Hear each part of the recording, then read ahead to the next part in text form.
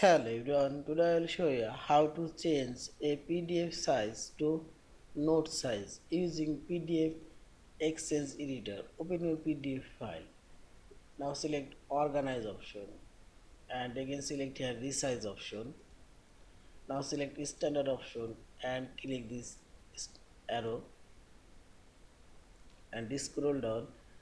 Now you will find this Note option and select. Again select Sensor Unit Inch